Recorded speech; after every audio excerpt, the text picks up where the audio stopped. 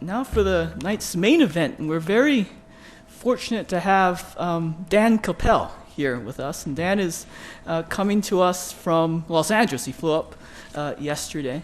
And Dan is a very well-known writer and journalist who's written on sort of a range of topics, including things like mountain biking, but he's also written a lot on nature issues and also environmental issues. And you probably might have seen his work. It's been in lots of well-known national publications, such as the New York Times Magazine, Outside, Audubon, Popular Science, and also he just told me today he's working on an article for National Geographic, which should be coming out soon, partly based on some of the stuff he's going to be talking about today. You probably also may have seen him on TV. He's been on CNN, Good Morning America. He's also a former commentator for Public Radio International's Marketplace. And probably the work I know best of Dan's is actually the two books that he's written.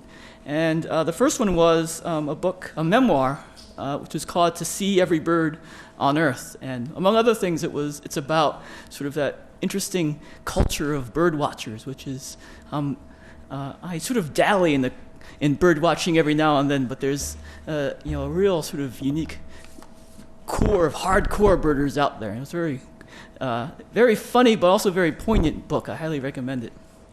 And then the other book, which is the book that is outside in the hall that you can buy, is this one. This is the book that Dan will be, some of the stuff we'll be talking about this evening, and some new stuff. It's Banana, The Fate of the Fruit That Changed the World.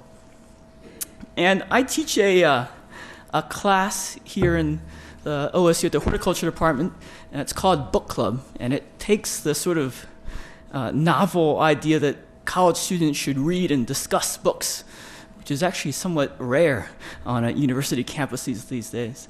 And I remember, we read this book last year in book club, and I remember sort of sitting there on the first day and going, "Are you going to read this book? It's called Banana, and it's going to be really cool." And I could see, it's like, no one was believing me. They were looking at me very suspiciously.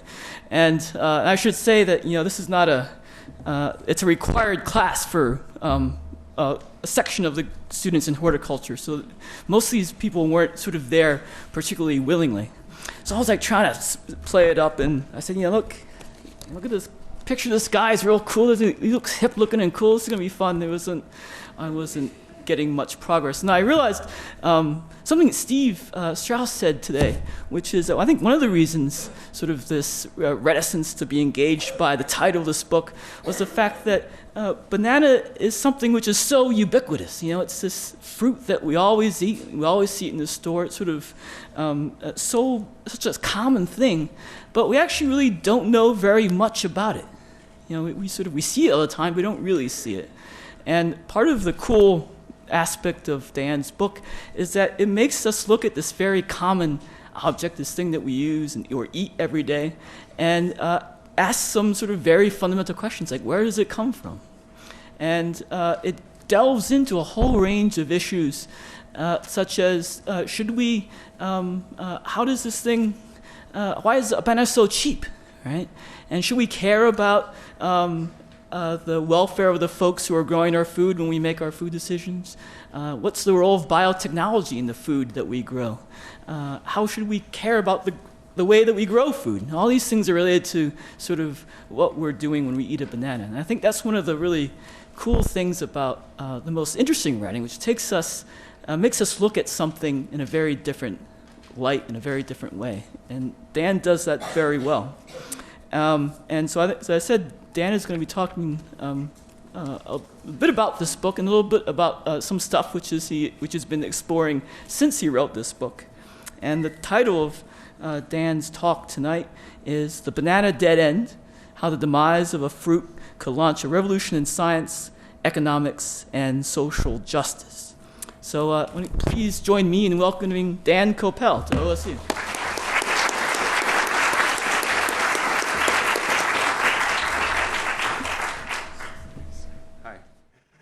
Thank you so much for having me. Thank you, John. Thank you, Steve. Thanks to you guys for coming. I'm going to get this little slideshow started, one hopes. That's my blog. I just kept that up there because I didn't want you to see my desktop. But that is www.bananabook.org, and that's enough of that. So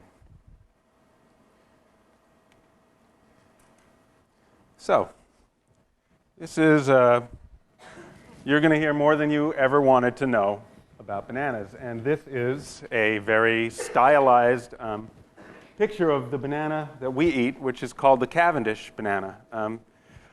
Maybe people don't know necessarily that there's more than one kind of banana. In fact, there's 1,000 kinds in the world. They are all part of the banana family. They're all bananas. But for us, this is banana. We don't know of it more or less as any other way. And this is basically the only banana that we get in our supermarkets. There are a few others, but this makes up about 99.9% of the world temperate zone banana market. It's the export banana, the banana. And I'm going to tell you why that's been a problem and why it continues to be a problem and is going to get worse. That's Miss Chiquita. She's part of the problem. This is a very sanitized version of her. She was not as curvy, and she's only mildly ethnic. She used to be more. But then, again, she used to be less. She's changed over the years as we've changed. Chiquita is pitching the fruit as a diet fruit, which is why she's so skinny. She never was so skinny before. When the banana was first introduced to the United States in the 1880s, it was a huge, huge marketing job to figure out how to get people to eat this absolutely unfamiliar fruit. It was a miraculous fruit, in fact. It came from the tropics. Bananas go bad very quickly, and yet they were sold by a company called Boston Fruit, which introduced them to the market about 1871, but really ramping up in the 1880s and 1890s, with a strategy that bananas were going to have to be half the price of apples. Now, if you think about that, and bananas remain the cheapest food in the supermarket, that's kind of crazy. I mean, you guys live right here in apple country, yet your bananas at your supermarket are cheaper than local apples. They had to do that through economies of scale, and the reason they started to do this, the reason they started importing what their strategy was to sell bananas to everyone. Now, the first problem they had was that bananas were shaped in a sort of suggestive way. And this was a real problem, actually. In cookbooks and etiquette books of the day, bananas were supposed to be cut into tiny little indistinguishable pieces. That was the only way a proper lady could eat them. So Boston Fruit, today Chiquita, introduced postcards, tens of thousands of them, that showed nice, proper ladies handling bananas. And that made the world safe for bananas. And that was the beginning of the fruit's popularity. No kidding. These are pretty valuable if you can find them on eBay.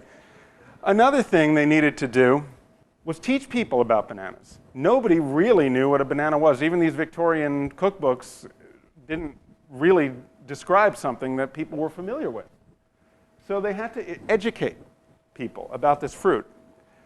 It was kind of an incredible thing because we had apples, we had fruits that people knew about, and yet within 20 years of the banana's introduction, 20 years after the fruit was taboo and unknown, it became the most popular fruit in the United States.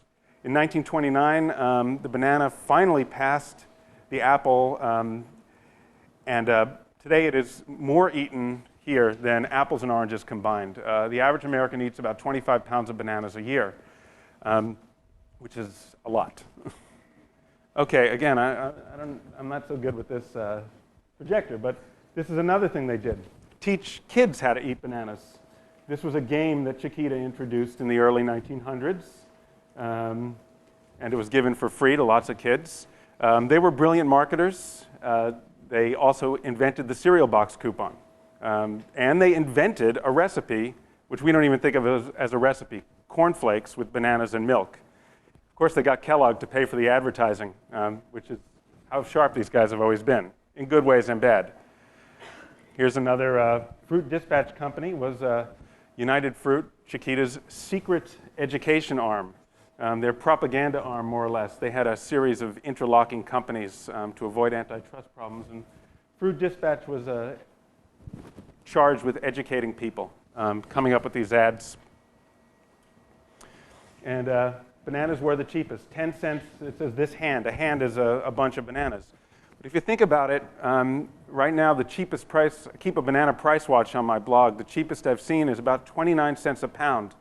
It's not much more than what you see now. It's pretty amazing. And here's slipping on a banana peel. And before I get really into the meat of this, I'll talk just one more thing about how the banana became popular. This was a real thing. It wasn't a joke. The banana became so popular, so fast in the late 1800s, early 1900s, that the city streets of America became littered with discarded banana peels. Too many for people to actually pick up. And people began slipping on them. In St. Louis, they actually enacted a city ordinance that fined anyone who threw a banana peel on the street. The ordinance said banana peel, not fruit peel or anything else. It was bananas. If any of you were ever a Boy Scout, you know that you're supposed to do a good deed daily. In the early 1900s, on a list of recommended good deeds was pick up discarded banana peels. In fact, in New York, the problem was so bad that the city had to actually organize a department of street sweeping to pick up banana peels. The previous department of street sweeping there was wild pigs. So the banana was actually instrumental in changing the urban landscape, providing services that we take for granted today. And after these, people started sweeping them up. People stopped slipping so much, and it became a bit of a joke. Oh, there's Kirk Cameron. I'm going to tell you a little bit about him in a second. I want to show you I'm going to talk a little bit about where bananas come from, so I want to show you one point of view on that. Behold the atheist's nightmare. Now, if you study a well-made banana, you'll find on the far side there are 3 ridges. On the close side, 2 ridges. If you get your hand ready to grip a banana, you'll find on the far side there are 3 grooves, on the close side 2 grooves.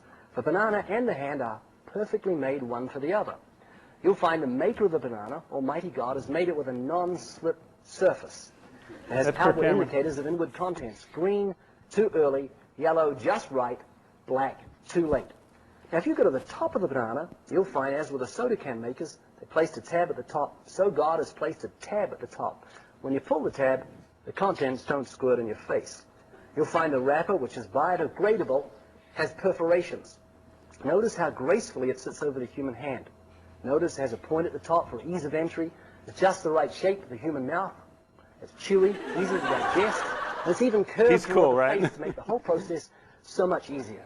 Seriously, Kurt, the whole of creation testifies to the genius of God's creative hand. All right, so now you know where bananas come from. Actually, there's something very true in this. Of course, what we know is that the reason the banana is so perfect is because we humans have been cultivating them for 10,000 years. But this banana is the Cavendish banana, and for us, it's more perfect than any other banana. It is actually perfectly shaped. It tastes perfect. It's what a banana is.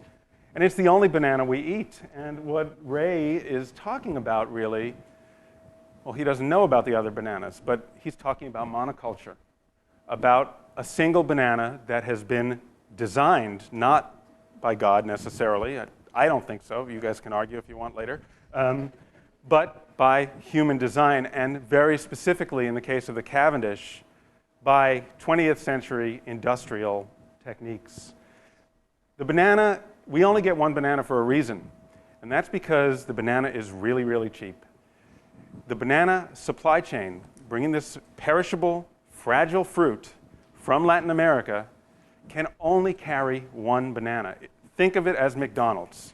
McDonald's can't afford to sell a huge variety of stuff for the price it does. They basically sell the hamburger and fillet of fish and whatever. The banana's even more of a monoculture.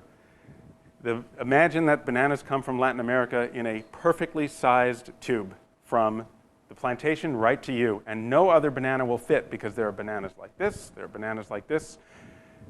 This is the least common denominator banana in a lot of ways. First of all, it tastes bad. I mean, I hate to say it, but if you travel around the world, you'll taste much better bananas. What it's got is toughness. It doesn't bruise too easily. It ripens about 2 weeks after it's been picked, which is just enough time for it to get on those boats that Dole and Chiquita run. And it's got extremely consistent taste. And when you put that all together and you multiply it by billions and millions of acres across Latin America, you've got our banana. The problem is that every banana is the same because every banana is a genetic twin of every other one. Bananas have no seeds. They don't reproduce sexually. They're reproduced by man. And so every Cavendish is exactly the same. When one banana gets sick, all bananas get sick.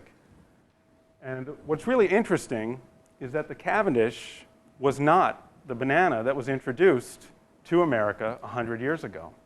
In fact, that was another banana called the Gros Michel. That banana was a better tasting banana.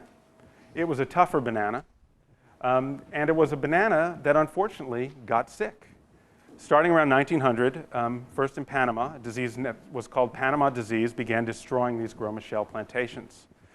By 1960, it was gone. And this banana, as perfect as Ray thinks it is, was actually despised by the banana companies who thought it was a junk banana. That's the term Chiquita executives used.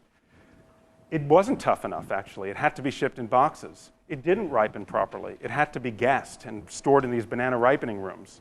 The Gros Michel was a great banana. You just threw it in the boat, it arrived 2 weeks later, a week later, and you ate it.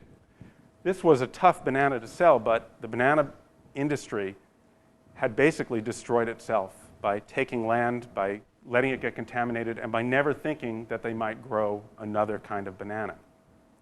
Now, I don't know, maybe a show of hands, who knows what the term banana republic means and not a store? Okay. So, how do you grow cheap bananas? Well, it's tough to cut down on costs here in the United States, even 100 years ago. And you don't want to, because you have unions, you have more organized truckers, you have your families who are working. But in Latin America, it wasn't hard for the banana industry to cut down on costs at all. They just took over countries. Whenever there was a hint of labor unrest, attempt to raise the prices of bananas.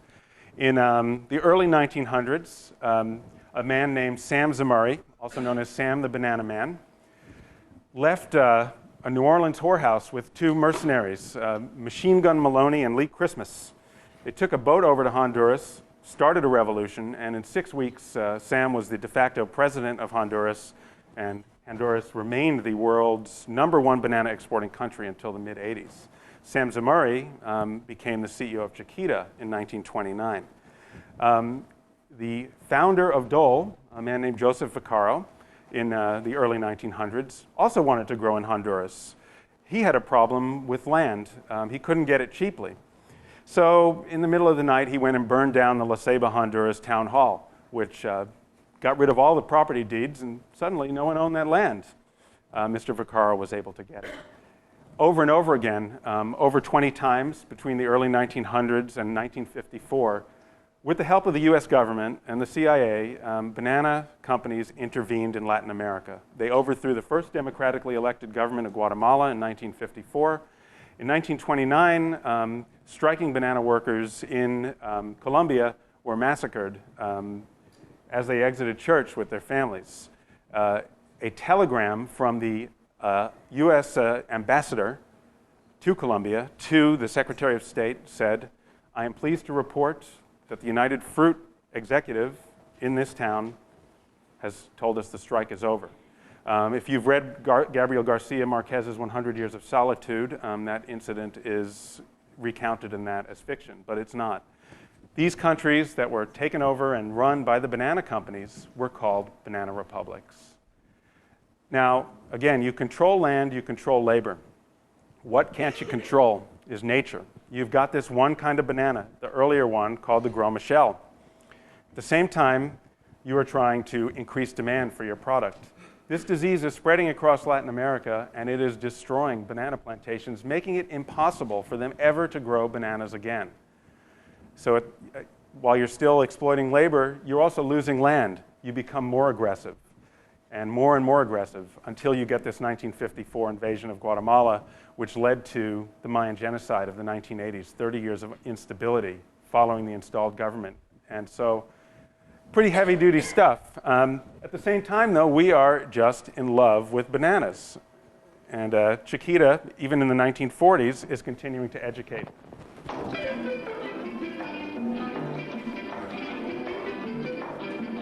I'm Chiquita Banana, and I'm come to say banana. Bananas have to ripen in a certain way, and when they're flecked with brown and have a golden hue, bananas taste the best and are the best for you.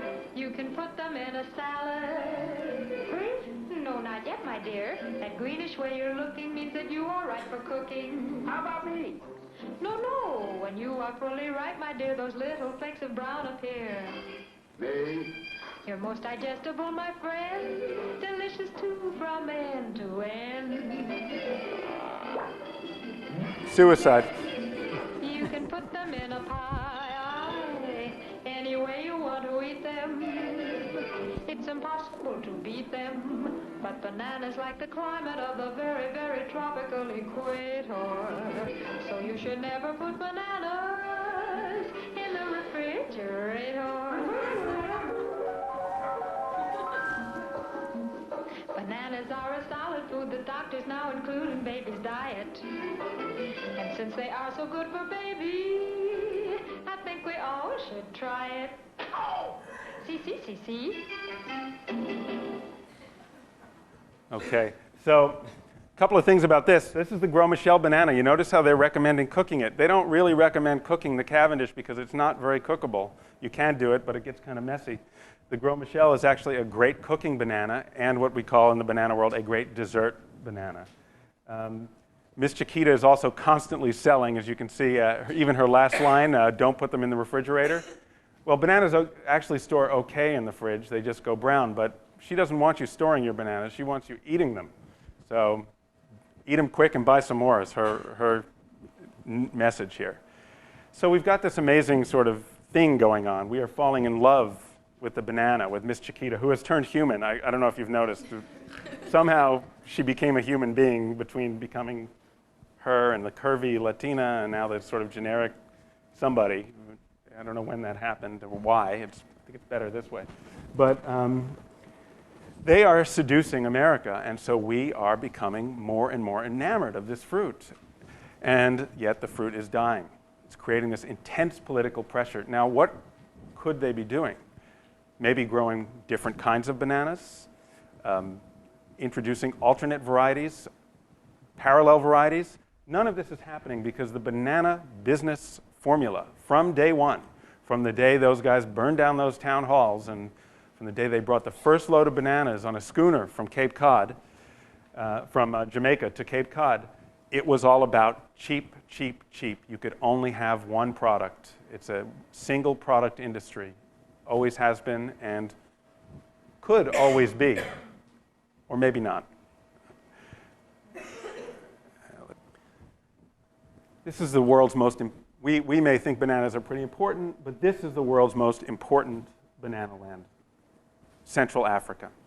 We eat about 25 pounds of bananas a year. That's 2, 3, 4 bananas a week maybe. In Africa, around the lakes region, which is Congo, Uganda, Tanzania, Rwanda, Burundi, parts of Nigeria. The annual banana consumption is between 500 and 1,000 pounds per person. That banana is all that stands between millions of people and starvation. And yet these bananas get sick too, and they're getting sicker. And one of the reasons they're getting sicker is the interplay between our industrial bananas and the local bananas that are grown here. But there's also some interesting news coming out of here. I was there last year. This is a banana market at Yangambi on the Congo River. It's about 125 miles down the road from Kinshasa and Kisangani, central Congo. And what you see here is a weekly banana trading fest. People will come from all over, sometimes paddling in canoes for a day, to bring their bananas and to trade them with other people. And the reason they do this is because a banana tree only fruits once a year. If you have one in front of your house, that's not going to be enough. Those bananas get rotten pretty quickly. So sophisticated trading systems have developed for bananas. It's another form of banana transport. The difference is that there's more kinds of bananas there. In fact, there's a lot more banana there, more than there should be. Generally, it's believed that most African villages have 3 to 4 kinds of bananas that they're growing. But in this part of Africa, in Yangambi, basically sort of the middle of nowhere, there's so many odd bananas, including wild bananas, which are an Asian fruit. How they got there, it's hard to say. They're not edible. They're tiny. They have seeds, you can see. And those seeds hurt when you bite into them, and the fruit doesn't taste very good. Birds like them. The question was, when we went there, doing a survey of banana diversity, how did these fruit get to Yangambi? And even more interesting, in these village plantations, they were growing 10 to 12 kinds of bananas that were remarkably disease-free. These bananas, this variety of bananas, spread the disease, spread the sickness, and prevented it. All the bananas were not in one basket. How did it happen? This is an example of why bananas are so important. I'm going to explain how it happened. But a banana tree is more or less eternal. It grows from something called a sucker, which is a long shoot, maybe like a bulb, you might consider it. Once you plant one, it will give off daughter plants for eternity, if it's healthy, for hundreds of years. This gentleman here had told me that this plant he was in his 50s, and he told me that plant had been in that spot, feeding his village, since he was a boy and before, constantly giving off daughter plants. In addition, they're pulling these daughter plants, these suckers, out of the ground, selling them, trading them. And so one banana plant literally can feed an entire generation of people in an African village. This is that village plantation I'm talking about, and there are lots of banana varieties here, strange ones, like red ones, with as long as my arm, or these highland plantains, which are probably the single most important banana breed on earth. You can see very small bunches, but they're very starchy, very heavy, and provide a lot of carbohydrates. Here's flowering bananas. And here's a sick banana tree. This Sigatoka is one of the worst banana diseases. It's spread all over our banana world. Requires up to 3 pesticide sprayings a week. Very harmful to workers. Very expensive, which requires banana companies to cut labor costs again, which is why they move from country to country. Yet this was the only Sigatoka infestation we saw in hundreds of square miles. It was really astounding. And again, it was because of this insulation, this multiple banana varieties. Well, we began to ask, where did these bananas come from? And they came from places that we didn't expect. We saw Cavendish there, for example, grown as a garden fruit. They had come from European missionaries in the 1960s who had grown them in their own compounds. Now, again, we're kind of crazy because we like our Cavendish. There were so many better tasting bananas, but these missionaries had to grow the perfect fruit. And so they chose that. In fact, our Cavendish is so bad that in India, it's called the hotel banana. You know what, you can figure out what that means. India is the world's biggest banana producing and eating country, 600 varieties alone in India. So they came from missionaries. Those wild bananas came from Belgian colonial scientists, probably in the 1940s, who had planted a single experimental plantation with the wild bananas, and literally they had now covered thousands of acres of forest. There was a variety, that highland plantain you saw. Now, where I was not the highlands. That's not supposed to be there. It was brought by Ugandan invaders who came and killed and started wars, but they wanted their bananas. Those bananas have been left, and now they're feeding people in relative peacetime. There was a banana that I love. It's my favorite banana. It's called the ibota ibota, which in Swahili means fertile, fertile. It's like a really profoundly fertile banana, produces dozens of fruit per hand, absolutely delicious. Well, ibota ibota had only gotten its name in the past 15 years. In fact, nobody knows where it came from, but most likely it's a Thai banana. Somehow come to Africa 20, 30, 50 years ago, now spread through this village system, hundreds of square miles. And again, centered around Yangambi, where this invasion was, where this research station was, where these missions were. All these things happen to be there. And so we see an intense banana diversity there, and we see good protection against the disease that our Cavendish, the only banana grown in most of Latin America, can have, because it's all alone out there. They're all the same. Here you've got, not your bananas in one basket. There's another sick banana. We didn't know what was wrong with this, but you can see it has the spots. Okay, these are suckers.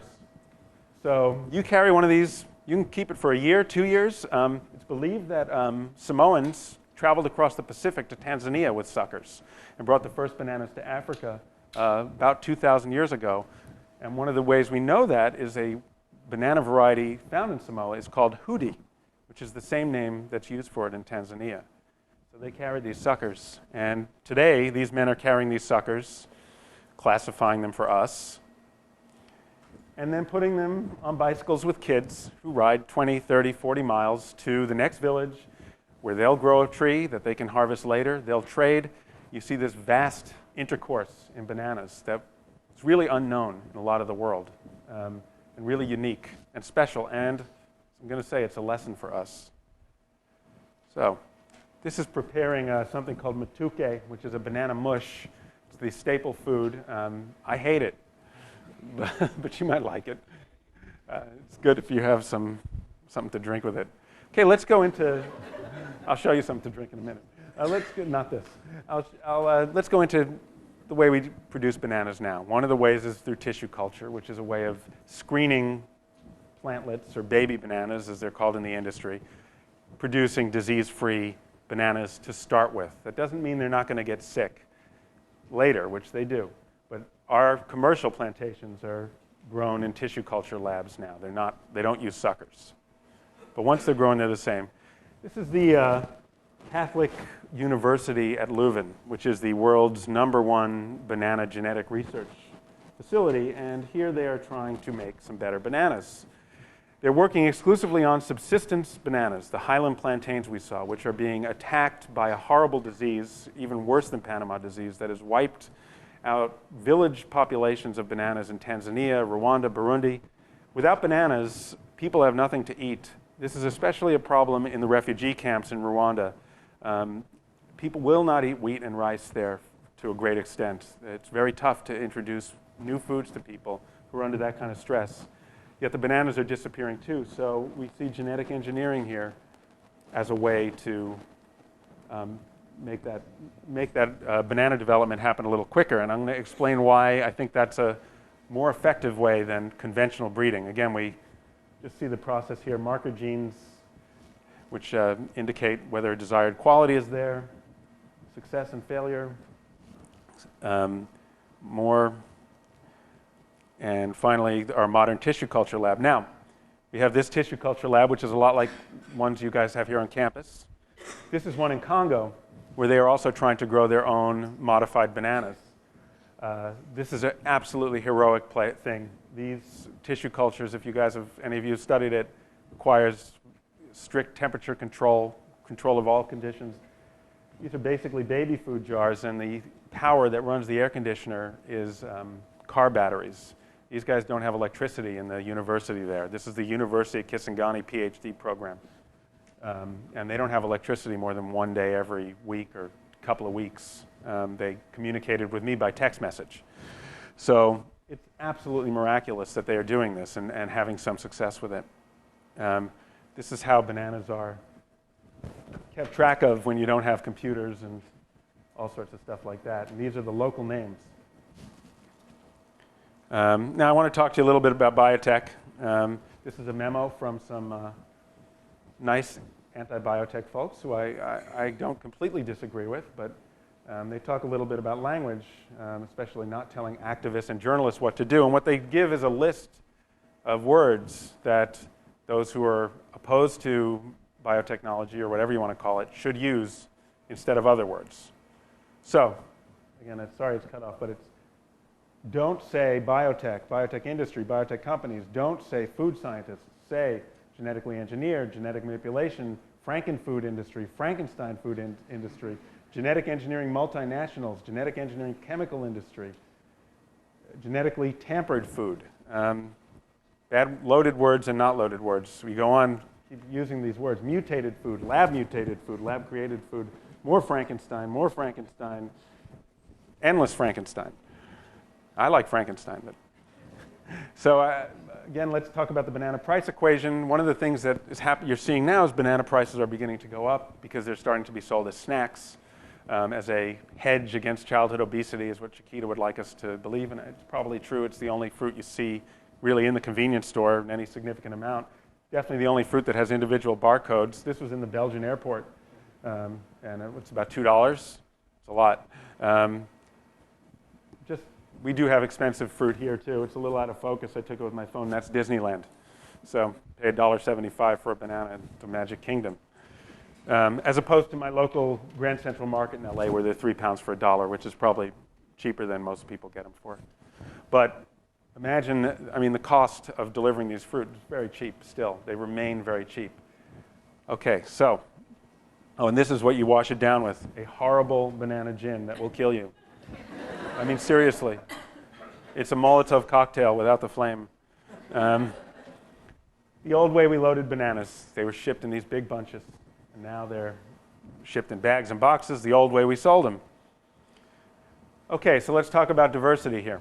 This is Kona, Hawaii, 4 weeks ago. Banana virus quarantine area. There's an industrial or commercial banana industry in Hawaii that is in deep, deep trouble. Because their bananas are sick and they don't know what to do about them. So they put up these signs. The problem is that the disease that these bananas get is transmitted by aphids, which is an airborne insect. I don't think they can read that sign. So I don't understand what they're doing or why, but they're doing it. However, if you go to Kona and you go to the farmers markets, you will find something amazing. Not these commercial Cavendish bananas that we're talking about here. There's homegrown Cavendish, which thrive and look pretty good. But that's just the tip of the iceberg because they're still not very good bananas. You've got the ice cream banana, which is really, really good and has a very creamy, vanilla-y taste. You've got the Cuban red, which is a Philippine banana, actually, that is very big and really sweet. You've got the apple banana, which is actually sold commercially there. It's a tart banana. And you've got this banana, which I usually write on my bananas when I collect them, so I know where they came from. So this was on September 7th, Greenwell Farms. That's an apple banana. There's a Cuban red just to show you the size. And then this, the Bluefield banana. So what's amazing about the Bluefield banana is that there's another name for it. It's called the Gros Michel. It's that extinct banana. Mostly extinct. It's grown in a few garden plots around the world, but in Hawaii you can buy it at any farmer's market. Now most of the people selling it don't know it's the Gros Michel. It is an amazing banana. It's absolutely delicious. It's super tough.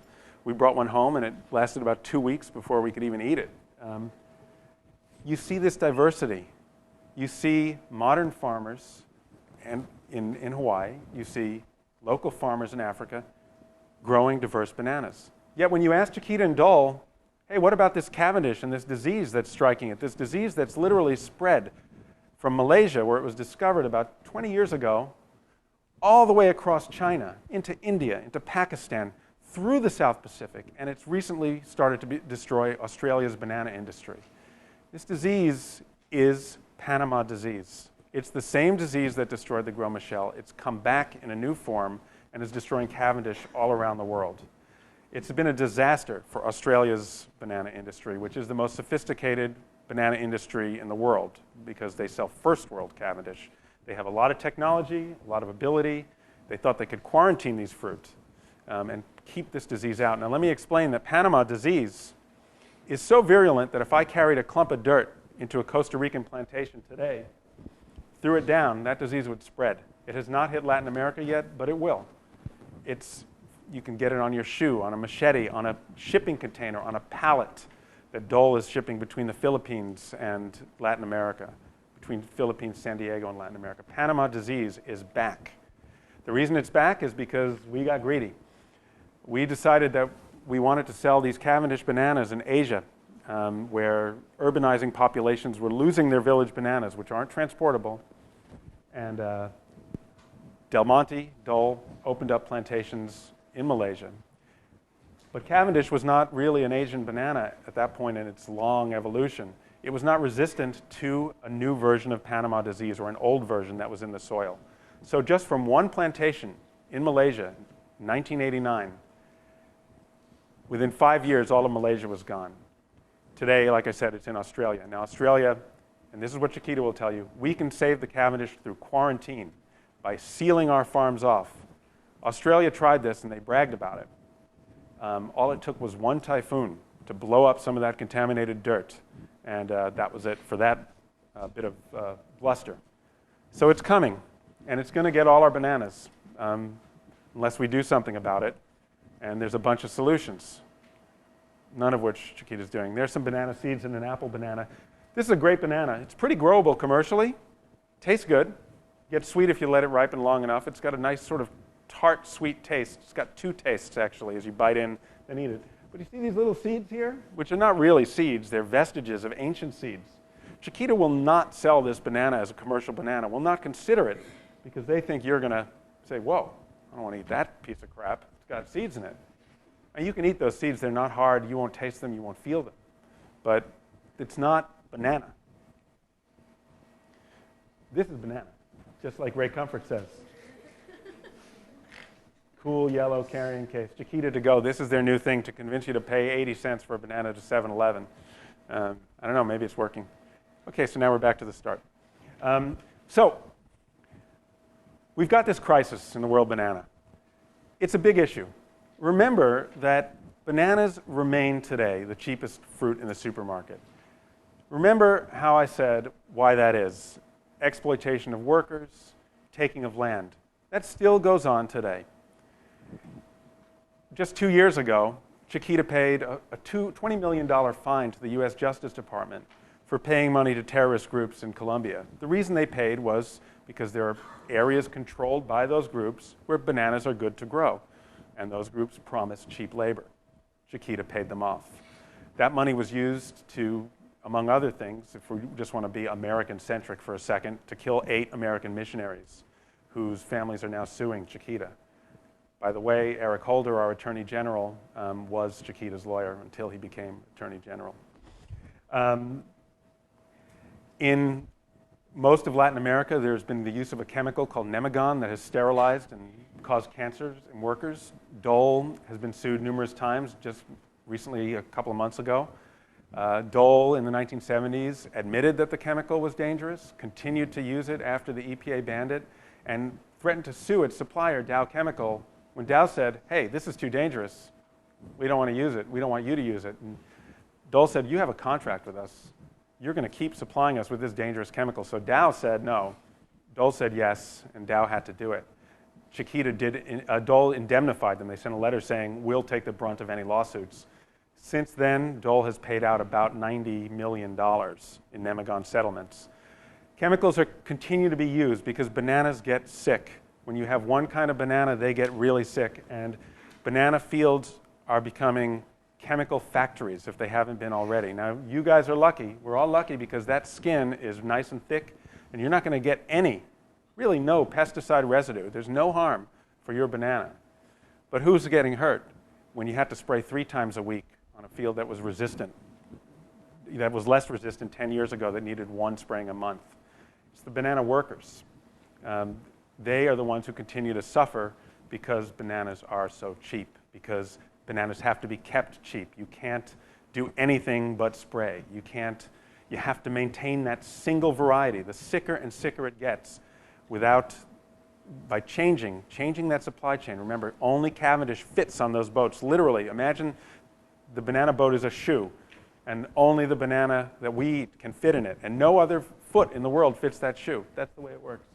So there's some options here, and I would say there are 2 options.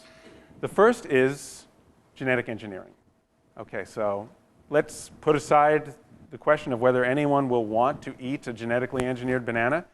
I believe personally in transparency. I think one of the biggest problems with our industrial agriculture system is that we're not learning the truth about what's in and what's not in our foods. But genetic engineering of bananas is important. Bananas are very hard to grow. That sucker you saw will take 2 years to give 1 bunch of fruit. When you're breeding bananas conventionally, it can take 20 years to discover whether or not you've got the resistant quality. Now, we don't have 20 years. We may have about 20 years for Cavendish, but let's think about the other bananas of the world which also get sick. They don't have 20 years in Africa. So genetic engineering will shortcut that. It will help. And the problem is we can't find any place to test genetically engineered bananas because everyone's afraid of them. Now, Again, I don't think we should be all happy-go-lucky about GMO, but I think we should be honest and say it's not black and white. It's not Frankenfood. I mean, when you see Monsanto doing stuff like this, let's just move this forward a little bit here. Oh, there's Kirk Cameron again. I mean, this is why genetic foods have a genetic engineering companies have a bad reputation. Eating is America's favorite pastime. Next to a, that's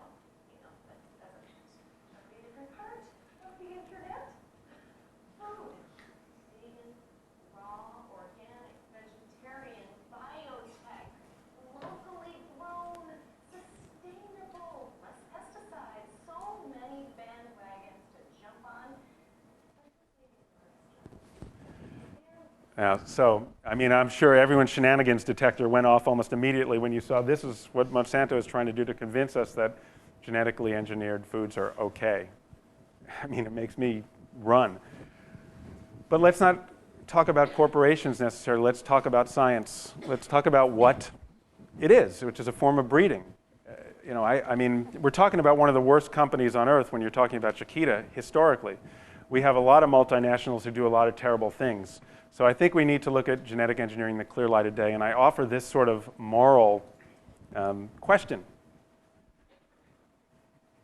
We know that bananas, as I've explained, in the Latin American market where they're grown for us, cause a lot of misery and have for over 100 years. Deaths, cancers. We know that our bananas don't come with those pesticides because they're so hardy and perfect.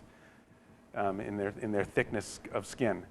So what we're doing by buying bananas is we are allowing the workers in those countries to take the risk. They're the ones who are being hurt, while we are safe. Now, I don't think a genetically engineered banana is going to be unsafe, but even if it were, shouldn't we take that risk if that can reduce the amount of pesticides that is used? Isn't that a risk that we responsibly should take, or at least consider? Let's weigh what really happens. Because right now, the banana equation is not working. Okay, so genetically engineered bananas are not the only future or even the main future, because what we really need to go back to is to look at these bananas that we're going to make or grow or create as part of a mix of bananas. And this is where I think we can all agree that it's diversity. It's the diversity you see in Hawaii. It's the diversity you saw in Congo. All by themselves, whether they're local gardeners at farmers markets in Hawaii or whether they're people in Congo who don't have a cell phone, who don't have TV, who don't have internet, who have instinctively learned how to grow from thousands of years of native knowledge on how these plants behave.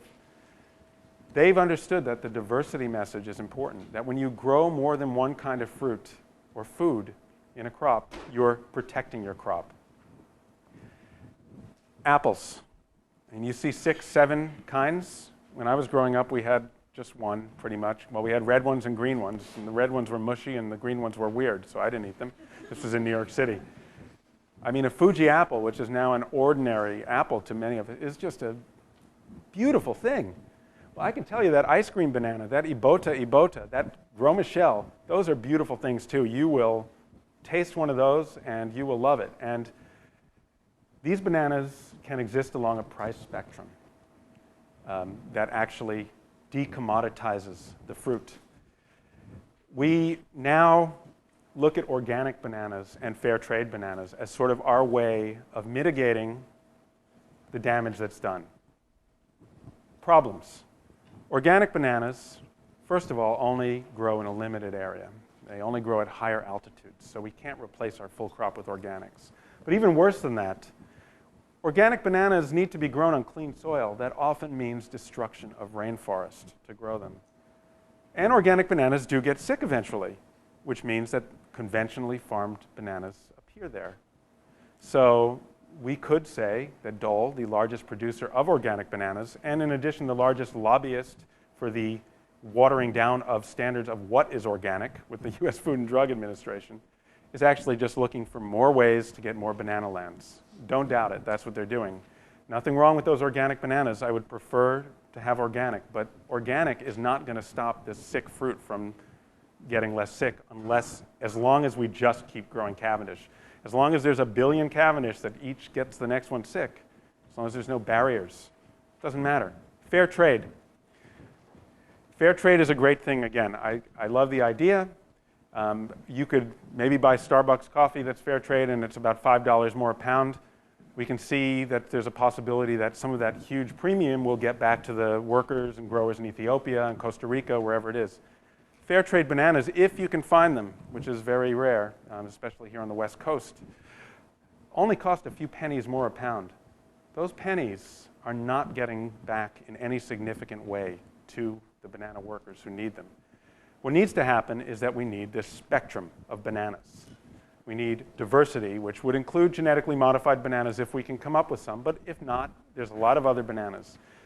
We need to encourage these family farms that we see in Congo to begin a new way of bringing bananas to us. We need to teach engineering. Right now we are spending a lot of time teaching kids in Latin America how to farm organically. As long as they're farming Cavendish, it doesn't make a difference. Those Cavendish organic bananas come on Chiquita and Dole boats. It's the only way they can get here. They're distributed by Chiquita and Dole. Walmart is the biggest producer of organic bananas. These are not what you'd call like the greatest things. What we need to teach people is how to engineer solutions to get these bananas that don't fit in the current supply chain to us. When the Gros Michel went away, it was a panic for the banana industry. In fact, Chiquita was nearly bankrupt. Just 5 years after overthrowing the government of Guatemala, the Gros Michel was almost gone and Chiquita was nearly bankrupt. Why did they overthrow this government and cause this bloodshed? Because they were so desperate. Dole, on the other hand, was doing a little experimentation. They were the smaller banana company, about 15% of the market, to Chiquita's 85%. Dole was the one that introduced the Cavendish. To do this, it had to entirely change the supply chain. Cavendish bananas come in plastic bags, in boxes. They're packed in little packing houses on plantations. There are numeric codes on each banana box that say where they came from, where they're going. These are the precursors to barcodes, another banana industry innovation in the grocery market.